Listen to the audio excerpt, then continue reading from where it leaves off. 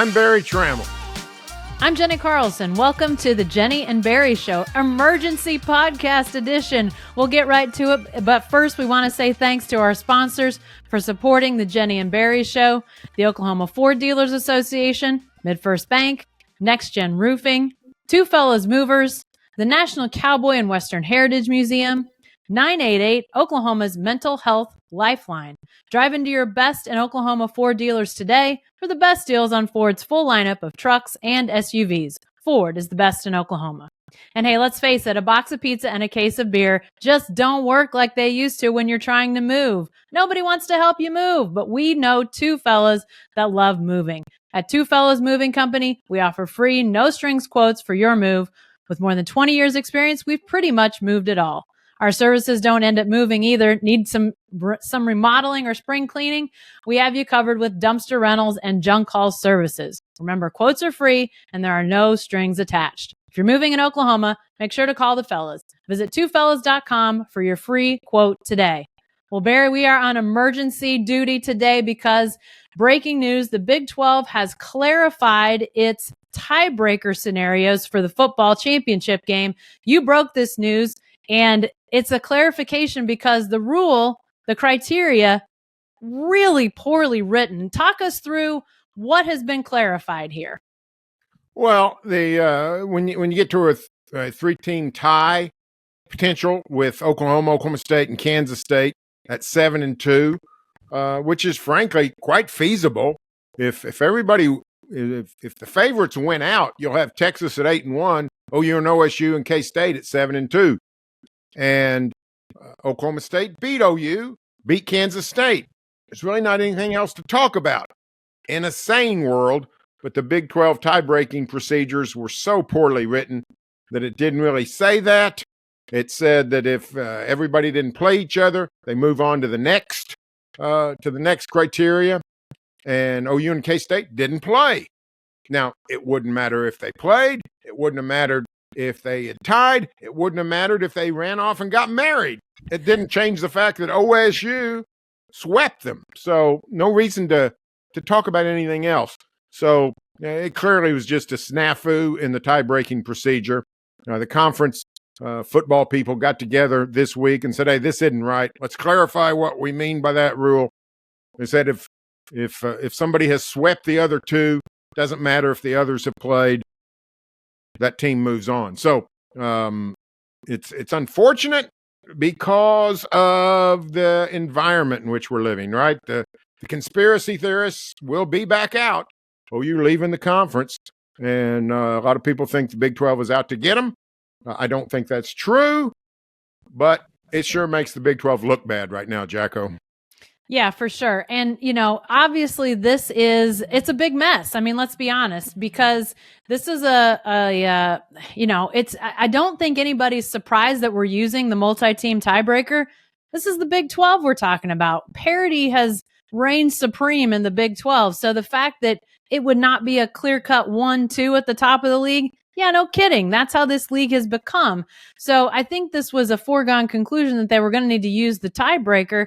But Barry, I know you and I both were in contact with the Big 12 over the weekend as we started to see these scenarios start to play out. Obviously, before this past weekend, you had two teams that had everything in their own control. Their destiny lied in their own hands. If Texas won out, if OSU won out, they were both going to the Big 12 title game. As soon as OSU loses, then we need to start looking at what's exactly happening. So you and I, independent of each other, reached out to the Big 12 and said, okay, if this happens, what happens? And you got an answer that said that those games wouldn't really count. Head-to-head wouldn't count, even though if K-State and OU played, the best one of those teams could be against the other two is 1-1. OSU's basically ended the conversation, whether it was OSU that was in that position or OU or K-State or Texas Tech or Baylor or any of these teams.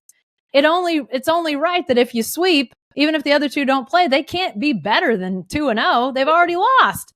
So to have that be the rule, it just makes sense.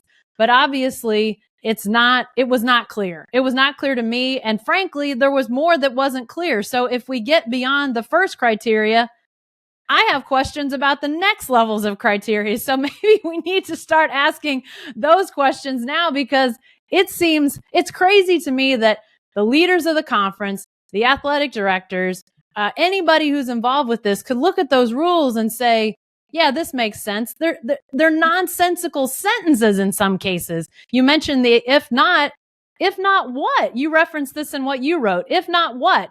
There was no clear indication what exactly they were talking about. It was really badly done. And for a conference that, millions of dollars are on the line, hundreds of millions of dollars, to have it be that unclear it just boggles my mind, Barry. I don't know where you come down, but my mind is boggled by the whole thing. Yeah, I think it's inattention on some parts, perhaps even linguistic incompetence. Let me read the path. Here's the rule. If you have three teams tied, it goes down to, quote, head to head, best cumulative win percentage in games among the teams tied. If not, comma, every tied team has played each other, go to step 2. If not, what? I don't understand. So it was almost like it wasn't even proofread. The Big 12 span, if you did this in 2016 or 2007 or 1998, people would say, what's going on? Well, silly, glad they fixed it. With OU moving out, yeah, the Sooners all fired up about the officiating and the scheduling and anything else that comes down the pike. Same with Texas. Then you say, and the question becomes, would they have clarified this rule if it would have benefited the Sooners and not the Cowboys? I like to think yes. I believe in the integrity of the people down in Irving, but not everyone does, and that's why we've sort of got a bad situation. Yeah, and it is unfortunate. Let's be honest. I mean, the fact that the conference let these rules stand and didn't sort of think out that this could happen. I mean, we saw a couple years ago the situation with the Big Ten conference. That was in a COVID shortened year, and they didn't have, obviously, some of their scenarios didn't account for a shortened Big Ten season. So they had to clarify. And ultimately, that was a big conspiracy involving the Big Ten. So I think there are some people that there's nothing we can say here to change some people's minds about, is there a conspiracy? Now, Brent Venables said definitively during his press conference today, and this was, he was asked about officiating, but I think this holds. He said, I don't believe in conspiracies. So Brent Venables is on the side of just, let's live in the world where we believe that, reality is reality and there's not something nefarious happening behind closed doors. I don't know if everybody will buy into what Brent Venables said, but it's hard to think that there's something as convoluted as some big behind the scenes. I mean, we've talked about this before, Barry. The fact that OU's headed to BYU on a short week and they get to play a day game, they're not going to get home when the sun comes up on Sunday. They'll be home before sundown on Saturday. So for every one you say, there's that, there's got to be some balance. There's got to be some reality. I'm anti-conspiracy theory. Put me with Brent Venables on that. Yeah, I appreciate it. Brent probably doesn't even know there are tiebreakers. He's worried. He's literally worried about, plugging the A gap, he even said today. So, Brent doesn't get into that thing. That's actually a good sign for the Sooners.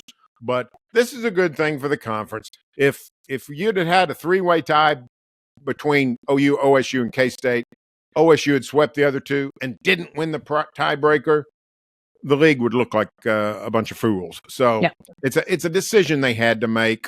They got to work Monday morning and thought this is not really good. Talked it over and said, we got to clarify this.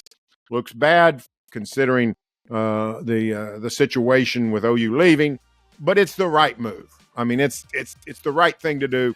It's never the wrong time to do the right thing. So unfortunate timing, but I think they got it right. I do too. All right, we'll have a lot more on this issue on selloutcrowd.com. You can read our content at barrytramel.com and jenny-carlson.com. And if this is your first time hearing or seeing us, be sure to subscribe on YouTube or your favorite podcast app and leave a review if you like what you heard. Thanks for listening, and we'll see you next time.